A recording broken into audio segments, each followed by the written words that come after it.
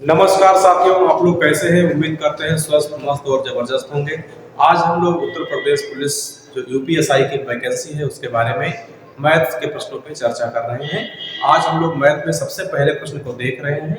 आइए देखते हैं कौन सा है। निम्नलिखित में से कौन सी संख्या इसी भाज्य रकम संख्या दी गई है कि विभाजक पूछा है। इसके विभाजन के नियम आप लोगों ने पहले से भी पढ़े होंगे। तो इसमें आइए ऑप्शन के माध्यम से चेक करते हैं। क्या ये 15 से विभक्त होगा? अगर वो संख्या 15 से विभक्त होगी तो 15 किस किस से मिलकर बना है? 5 गुणे में 3, यानी वो संख्या 3 से भी कटेगी, 5 से भी कटेगी। तो चलिए 3 से विभाजता का नियम अगर हम चेक करना है तो भी चेक करेंगे। इसके बाद में हम यहाँ से देखते हैं कि ये संख्या 18 से कटेगी तो 18 में क्या आता है? 6 और गुणे में क्या आता है? 3, यानी ये संख्या भी 3 से विभक्त होगी तो भी 18 से कटेगी।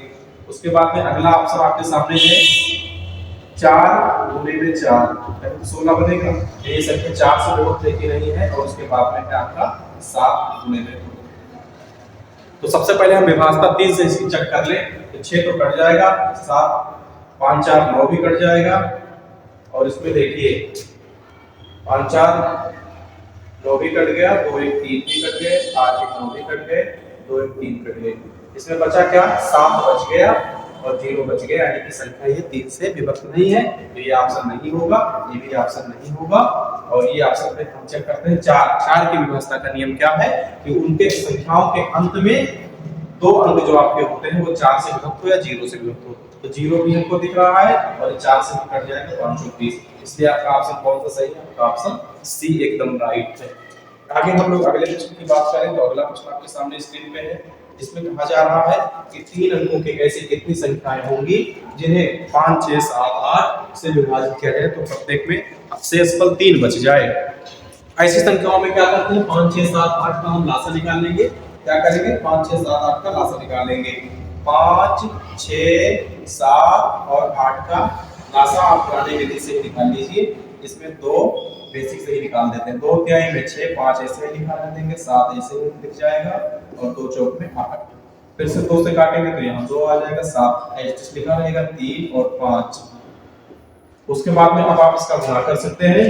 2 दूनी 4, 5 20, 23 60, 60 60 गुणे में 7 और गुणे में 2, 6 7 42, ये हो जाएगा 420 गुणे में 2 कितना हो जाएगा? 42 में 84, 840 हो जाएगा। प्लस इसी में 3 जोड़ देंगे तो कितना हो जाएगा? 843 हो जाएगा। आपसे कुछ दिया नहीं क्या? तो इसका सही क्या होगा? 843। क्या सही होगा? 843। ये याद आपका सही होगा। लास्ट में 3 लिखा है, 843। चलिए अगला प्रश्न आपके सामने, तीसरा प्रश्न है। ये क्वेश्चन जो नंबर है रैंडमली चेंज हो गया, इसमें आप चिंता मत करना। यदि 154 मीटर लंबी रस्सी के 9:5 के अनुपात में विभाजित किया जाता है तो छोटे टुकड़े की लंबाई कितनी होगी? आपसे पूछा गया है कि अगर कोई 154 मीटर की एक लंबी सी रस्सी है, 154 मीटर की क्या है? एक लंबी सी रस्सी है। तो उस रस्सी में वो रस्सी किसके अनुपात में है? 9:5 में। तो कह रहा है कि सबसे छोटे टुकड़े की लंबाई में, तो छोटे वाले के हिस्से में एक तो है और 9 वाला बड़ा हिस्सा है। पूछा क्या है? छोटे की लंबाई मीटर में बताना है। पूरी लंबाई कितना है? 154 है। और किसका पूछा है? छोटे वाले का हिस्से का पूछा है।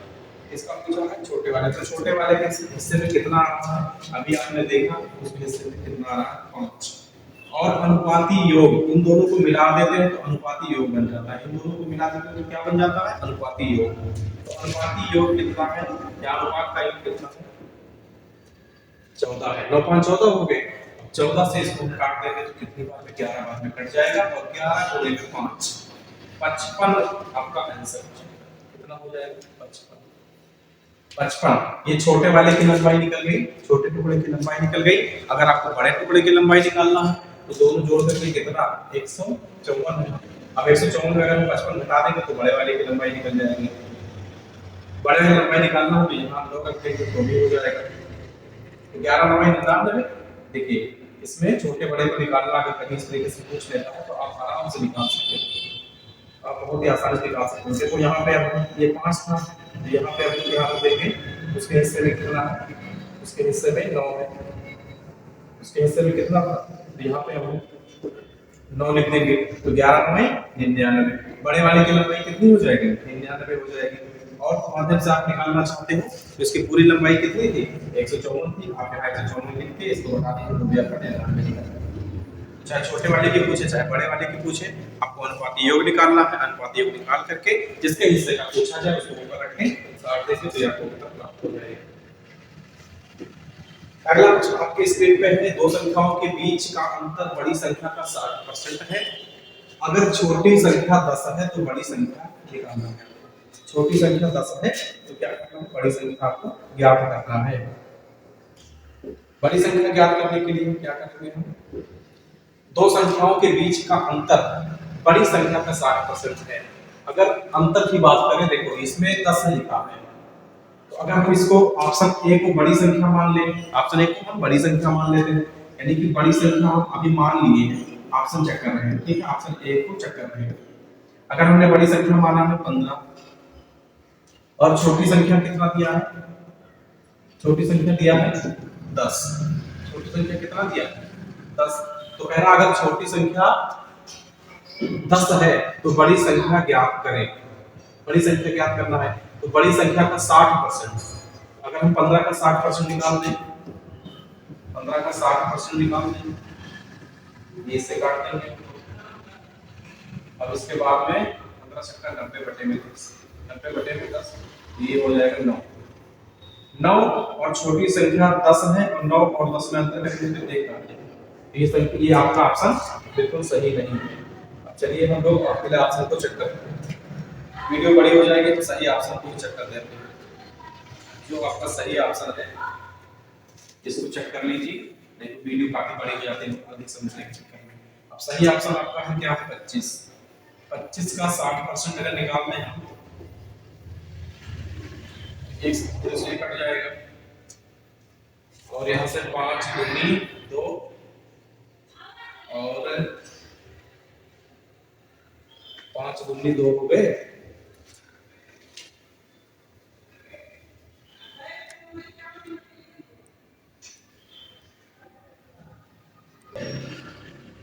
देखिए हमने जब यहाँ से इसको सॉल्व किया, हमने जब इसको सॉल्व किया तो हमारे सामने क्या निकल के आ रहा है? 25 को हमने से काटा तो 15 आ गया। अब इसमें अंतर कह रहा है 60% है, यही 60% का कितना हो गया? 15। 60% का मान कितना है? 15 है। और इसमें अंतर कितना है? 25। बड़ी संख्या और छोटी संख्या 10, तो अंतर 15 का हो गया कि नहीं हो गया? और ये किसके बराबर है? 60% के बराबर है। तो आपका उत्तर कौन सा सही है? उत्तर आपका सी सही है। इसमें फिर से देखिए, दो संख्याओं के बीच का अंतर बड़ी संख्या का 60% है। छोटी संख्या 10 दिया हुआ है, बड़ी संख्या का 60% हमने निकाला तो 15 आ गया और यही 10 और 25 के बीच में अंतर 15 का है। अब इसमें अगला प्रश्न, एक दूध वाला 20% लाभ कमाता है। कोई दूध वाला है, बेचने वाला 20% लाभ कमाता है और दूध की मूल मात्रा में 10% पानी मिलाता है, तो लाभ परसेंट कितना है? एक बार तो वैसे ही कमा रहा है वो कितना? एक बार तो वैसे ही कमा रहा है वो कितना? कितना कमा रहा है? वो कमा रहा है 20%। तो अगर 100% के सापेक्ष वो कमा रहा है, 20% का मतलब क्या? वो कमा रहा है 120%। कितना कमा रहा है? 120%। और उसके बाद में 20% 100 के सापेक्ष 120 का लाभ कमा लिया और फिर पानी मिलाया 10% में। 10% में क्या किया? पानी मिलाया। आपने पहले से आपको 120 कमाया फिर 10% कमाया, तो इसको इससे कैंसिल करेंगे तो 11 × 12 में कितना हो जाएगा? 132। और 132 से 100 घटा देंगे तो ये 32% का मुनाफा कमा रहा है। कितना कमा रहा है? 32% का मुनाफा। एक बार फिर से समझने का आप लोग प्रयास करिए। कह रहा है दूध वाला 20% का लाभ कमाता है, जी बिल्कुल कमाता है। उसके बाद में दूध की मूल मात्रा में 10% पानी मिलाता है, यानी कि एक तो लाभ कमा रहा है तो 120 हो गया और 10 पानी मिला के कमा रहा है तो 110 यहाँ हो गया, इसको काट के 132 आ गया। और 100 से जितना ज्यादा होगा उसका लाभ होगा, 100 से जितना कम होगा उसका नुकसान होगा। तो ये उत्तर आपका इसमें कौन सा सही? 32% आपका, ये वाली उत्तर आपका एकदम राइट है। अगला प्रश्न आपके सामने है, फुटबॉल की कीमत। एक फुटबॉल है, इसकी कीमत कितना है? एक फुटबॉल की कीमत 9000 रुपए है, उस पर 30% की छूट दी जाती है, तो उसका फुटबॉल की क्या बताना है? अंतिम कीमत बतानी है। यानी कि जितने का फुटबॉल है वो 100% है। क्या है? 100%। 100% का मान कितना दिया? 9000। आपने 2 जीरो से यहाँ से 2 जीरो कैंसिल कर लिया, हमें निकल आया 1% का मान, 1% का मान 90 निकला है। अब उसने क्या किया है 30% का, 100 में 30% का छूट किसी ने दिया है और कितना बचा 70%, हमें 70% का मान निकालना है। तो 70% का मान क्या है 90 गुने 70, ये तो हो जाएगा। तो 9 7 63 और यहाँ पर डबल जीरो एडजस्ट करेंगे तो 9 7 63 100 आंसर हो जाएगा। जहां पर भी 63 लिखा हो ये आपका उत्तर एकदम राइट है, सही है। आगे हम लोग फिर से अगले प्रश्न की तरफ चले, अगले प्रश्न की तरफ चलते हैं, देखिए क्या पूछा गया है। एक राशि हर वर्ष में अपनी मूल राशि से 1/5% 1/5% में भाग की वृद्धि होती है। अगर वर्तमान राशि 10,000 रुपए है तो 3 साल के बाद कुल कितनी राशि होगी। कितनी राशि का मतलब मूलधन और कुछ ब्याज मिला कितना आपको बताना। ये सबसे बड़ी दिक्कत कुछ नहीं है, जो बच्चे पढ़ते हैं वो लोग अच्छे से जानते हैं कि 1/5% बराबर क्या होता है, 20% होता है। इन्होंने थोड़ा सवाल को चेंज किया है, जो अभ्यास करते हैं रेगुलर वो लोग इन बात को पता है कि 1/5% का मतलब क्या होता है 20%। हम रिप्लेस कर देते हैं। आपको निकालना क्या है, सीआई निकालना है। सीआई का फार्मूला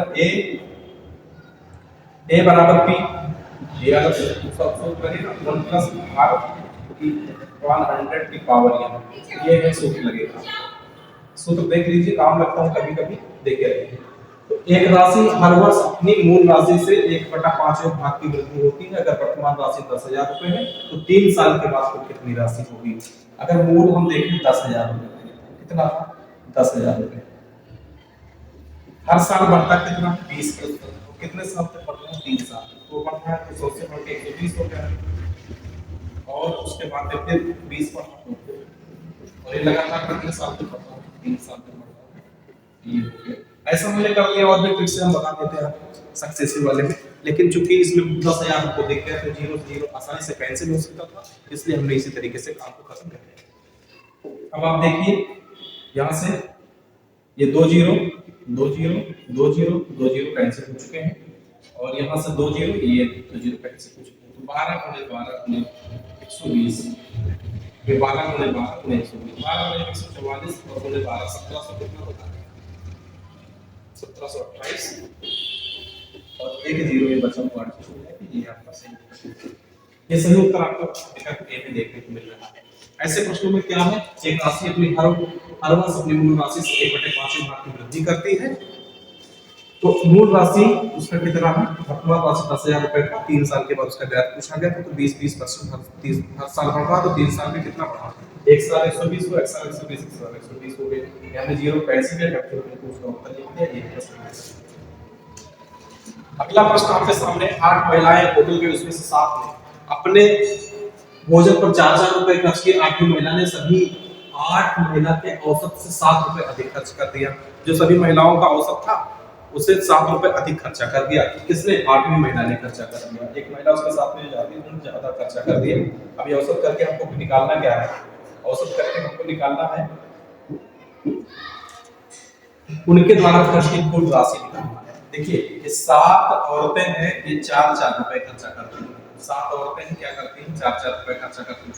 लेकिन एक 8वीं औरत है, उसमें एक 8वीं औरत है तो उसने क्या किया 7 रुपए अधिक खर्चा कर दिया। ये 7 औरतों में 7 रुपए अधिक खर्चा कर दिया, 7 रुपए अधिक खर्चा कर दिया, तो इनका औसत कितना हो गया भाई, इनका हो गया 5, क्योंकि हर एक में 1-1 रुपए ज्यादा खर्चा कर दिया। 7 ही औरतें तो थी, 8वीं ने खर्चा किया था 1 2 3 4 5 6 7, तो सब में 4 था, 5 हो जाएगा और एक औरत अपना भी तो 8 गुणे में 5 कितना 40 रुपए टोटल आपको फिर से समझ लीजिए। 8 महिलाएं टोटल जाती हैं, उसमें से 7 ने अपने अपने भोजन पर 4 रुपए खर्चा करते हैं और 8वीं महिला ने सभी महिला के औसत से 7 रुपए अधिक खर्चा कर दिए। 8 थी तो उसमें से 7 को 1-1 रुपए का भाड़ा और आ गया, पहले 4 रुपए था, 12 को फिर 5 रुपए हो गए और महिलाएं तो कितनी 8 है, इसलिए 40 आपका सही उत्तर हो जाता है। 40 क्या होता है आपका उत्तर सही उत्तर हो जाता है। चलिए अगला प्रश्न है, 8 पुरुष 8 पुरुष और कितने बच्चे, 6 बच्चों द्वारा एक दिन में किया गया काम 6 पुरुष और 10 बच्चों के बराबर है। अगर सभी की कार्य क्षमता के अनुसार भुगतान किया जाए तो एक पुरुष और एक लड़के की प्रतिदिन मजदूरी का संबंधित अनुपात बताना है। तो जो लिखा जा रहा है यहाँ पे 8 लिखा है, कुछ नहीं है भाई, इसमें इस प्रश्नों में कुछ नहीं है, आप लोग ध्यान से पढ़िए। 8 क्या है, 8 क्या हो गए, और उसको हम यहाँ लिखते हैं मैन, ठीक है। और उसके बाद और का मतलब प्लस, यहाँ पर 6 बच्चे हैं तो बच्चों को चिल्ड्रन या चाइल्ड हम लिखते हैं, चिल्ड्रन लिखते हैं सी। 8 पुरुष और 6 बच्चों द्वारा एक दिन में जो काम किया जा रहा है कितना, 6 मैन है, वहां पर लिखा हुआ देख लीजिए आपको, 6 पुरुष हैं और 10 बच्चों के द्वारा किए गए, और यहाँ पर माना कितने हैं, 10 चाइल्ड होंगे, इनके द्वारा किए गए काम के बराबर है, तभी तो हमने यहाँ पे बराबर में लिया। देखिए 8 आदमी और 6 बालक, इनके बराबर में क्या है, 6 आदमी प्लस 10 बालक। अब क्या करोगे आप, इन सबको एक साथ कर लेंगे। देखिए 8 ये मैन है, ये 8 मैन है, और यहाँ पर क्या है 6, 8 से 6 मैन को हटा देंगे और बराबर में चिन्ह लगा देंगे। ये कितना है, ये 10 चिल्ड्रन है, 10 चिल्ड्रन से हमने 6 चिल्ड्रन को हटा दिया, तो 8 से 6 जाएगा तो 2 मैन बच जाएंगे, और यहाँ पर 10 से 6 जाएगा तो 4 चाइल्ड बच जाएंगे। आप इसको भी काट भी सकते हो यहाँ पे, तो ये अनुपात 1 यम, और यहाँ पर कितना हो जाएगा 2 सी, 1 यम 2 सी किस विकल्प में आपके,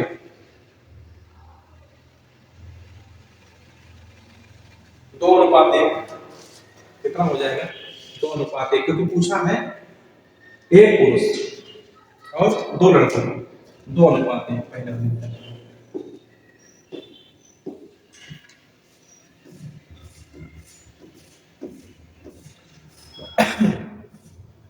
अगला प्रश्न आपके सामने,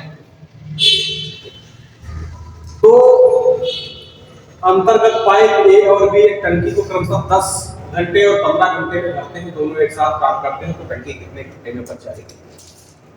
टंकी भरने वाले सवाल में देखिए, इसमें एक साथ भरने की क्षमता की बात करेंगे तो इसमें ज्यादा लगाने की इसमें है, तो इसमें अगर टंकी ए है, ए भी कर दीजिए और ए प्लस बी, तो टंकी ए 10 घंटे में और दूसरी 15 घंटे में, और ए का मान कितना है 10 और बी का मान कितना है 15, 10 कितना हो जाएगा, 10 गुणे 15, तो 15 10 25,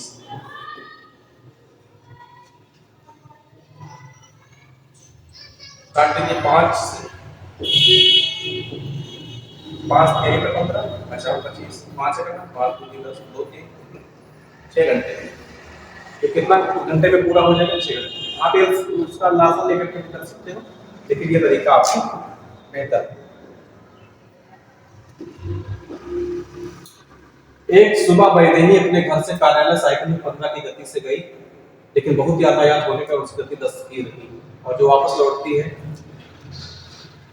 अपने घर से कार्यालय साइकिल पर 15 किलोमीटर गति से गई, लेकिन लौटते हुए वो 10 किलोमीटर गति से गई, यूं रहा तो उसकी गति थोड़ी क्या होगी, घट जाएगी।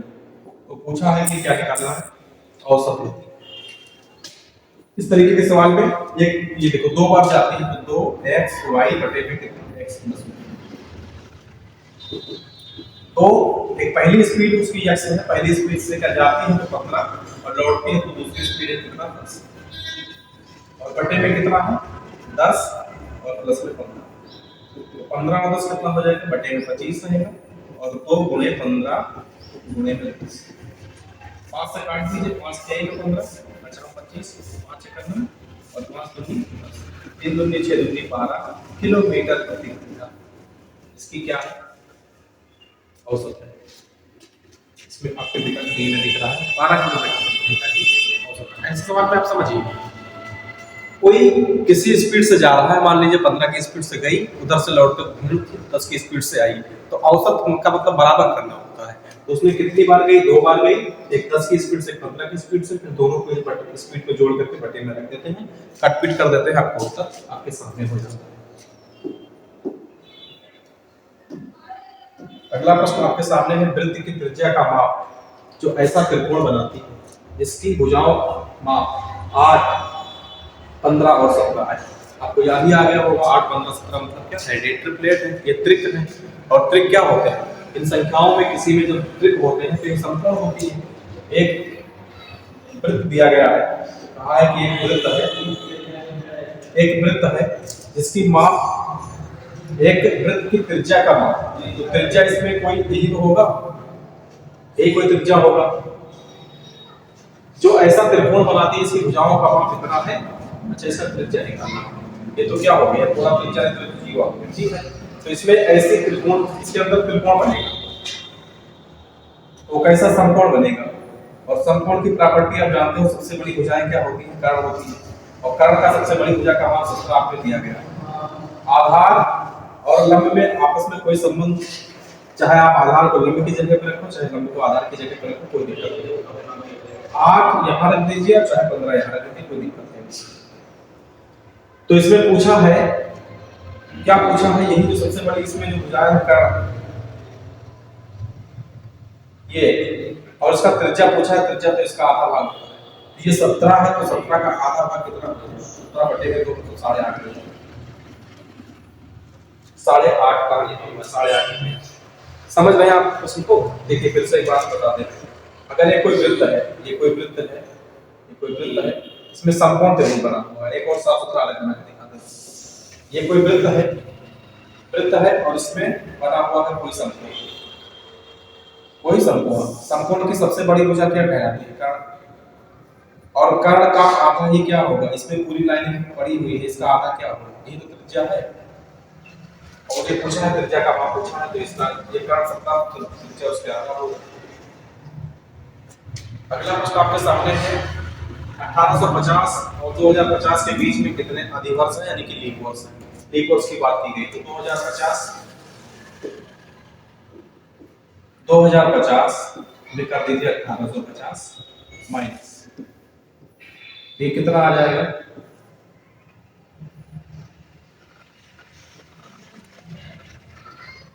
200 आ जाएगा, यानी कि 199 का 4 लीप वर्ष हम भाग देंगे तो लगभग कितना 49, इसको 4 से भाग देंगे तो 50 आएगा, लेकिन वो भी चलना होता है, इसलिए कितना सही होगा, 49 सही होगा। कितने लीप वर्ष हो जाएंगे इसमें, 49 हो जाएगा। अगला प्रश्न आपके सामने पूछा जा रहा है, अगर निम्नलिखित में आंकड़ों का बहुलक 62 है तो ज्ञात करें कि रिक्त स्थान में कौन सा पद आएगा। 21, 21, 22 आपको जो दिए गए हैं, तो इसमें बहुलक 62 है, तो ये पद भी कितना आएगा, 62 ही आएगा। इसी की सीरीज में ये पद कितना आएगा, 62 ही आएगा। उत्तर आपका बी वाला ही सही है। अगला प्रश्न आपके सामने है, यदि x अनुपात में 4 और समानुपात y के अनुपात में 5 है तो x y का मान बताना है। x अनुपात y को हम बटे में लिखते हैं, याद रखते हैं, x अनुपात 4 को x बटा 4 लिखा है, और y अनुपात 5 जो लिखा है तो उसको क्या लिखते हैं, y बटे में। पूछा क्या गया है, तो x y का मान बताना है। 4 अनुपात 5 कितना हो गया, 4 अनुपात 5, सही उत्तर क्या हो गया, 4 अनुपात 5 हो गया। एक कार है, ए और बी की गति 3 और 5 के अनुपात में है, यानी कि अगर हम बात यहाँ पर देखें, ए कार जो है इसकी गति कितना है, 3 है, और बी की कितनी है, 5 है, ये अनुपातिक में।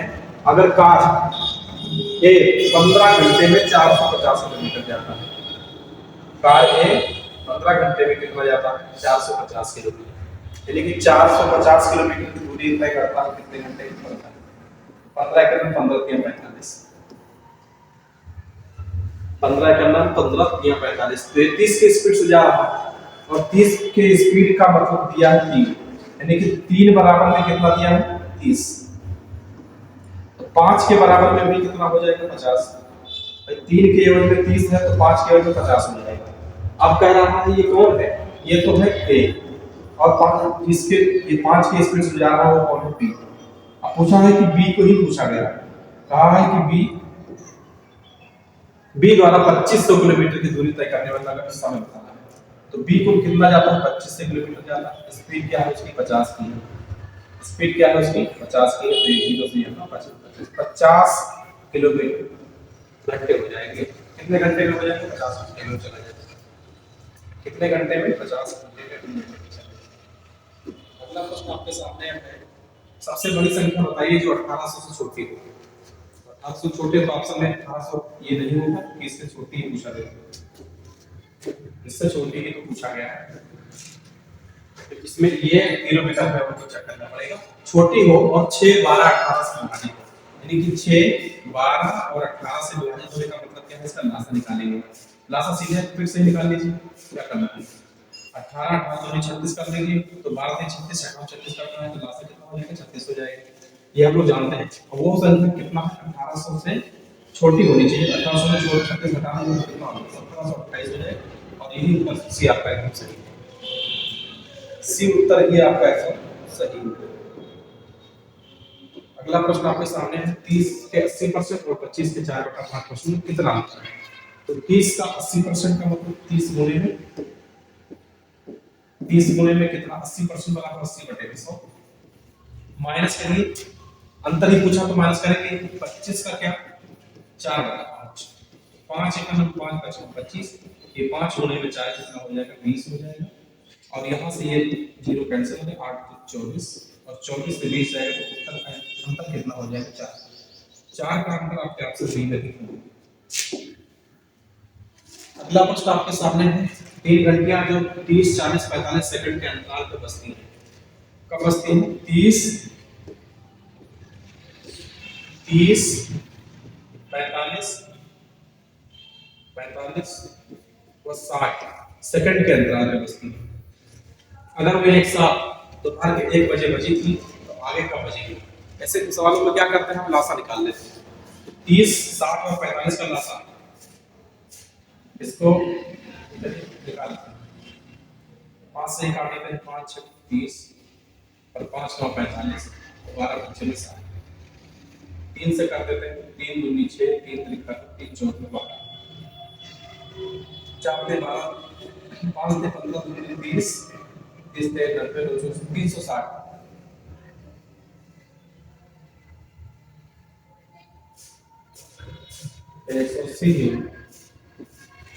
यहाँ से कर लीजिए 60, 60 दूनी में 120 और 180, क्या 45 चौका 180 होता है, और 3 चौका 18 180 होता है, तो ये हो जाएगा 180। क्या हो जाएगा, 180 सेकंड। 180 सेकंड का मतलब क्या होता है, 3 मिनट। क्या होता है, 3 मिनट। और 3 मिनट का मतलब अगर वो 1 बजे बजा था घंटी, तो अब 1:03 पर भी बजेगी। अगला 1:03 ऑप्शन डी में है, यही आपका एकदम राइट आंसर। आज के सवाल में इतना ही था, आगे फिर से हम लोग चर्चा करेंगे, अगले प्रश्नों पे फिर से मिलेंगे आपके सामने, और आप तैयारी करते रहिए मस्त से। आज के लिए इतना ही रहेगा।